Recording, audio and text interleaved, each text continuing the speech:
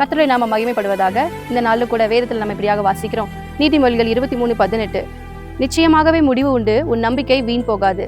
ஆமாங்க, நம்ம நம்பிக்கை எப்பவுமே ஏசப்பா மேலே மட்டும்தான் இருக்கணும். எனக்கு தெரிஞ்ச ஒரு பொண்ணு இருக்கிறா. அவள் 12th ஆஃப் இயர்லி எக்ஸாம் முடியும் போதே கரெக்டாக அவளுக்கு ஒரு ஆக்சிடென்ட் ஆயிடுச்சு.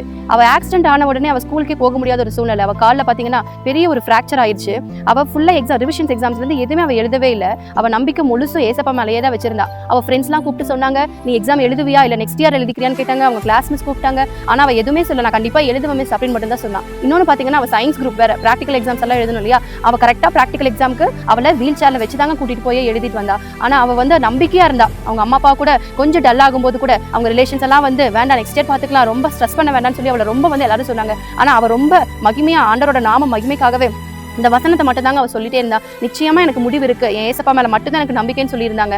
டேரெக்டாக எக்ஸாமுக்கு மட்டும்தான் போனா. நீங்கள் நம்பவே மாட்டீங்க, 12th ரிசல்ட்ல 75% வாங்கி இப்போ சூப்பரான ஒரு இடத்துல இருக்காங்க. அவளோட நம்பிக்கை எல்லாம் அவர் மேலே மட்டும்தான் இருந்தது. அதே மாதிரி தாங்க நீங்களும் நானும், நம்ம நம்பிக்கை எப்பவுமே ஏசப்பா மேலே இருந்துச்சுன்னா நமக்கு நல்ல ஒரு முடிவை தரக்கு அவரு உண்மை உள்ளவராக இருக்கிறாரு.